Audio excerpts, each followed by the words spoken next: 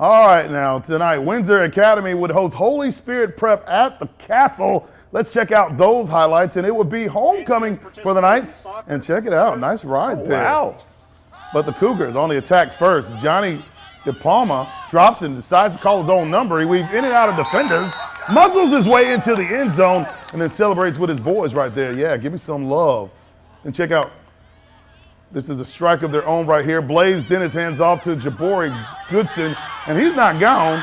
He's gone. Number one yeah, to the that's house. 30 yards for the touchdown score, outrunning the cameraman, but he's still in there.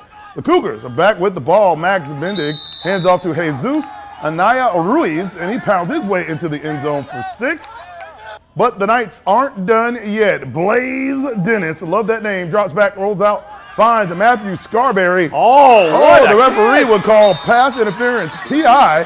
Which one would you take on more yards or the little one fired up right there? Oh, yeah, I love it. Then Windsor go looking to punch it in. Blaze Dennis to Jabori Goodson.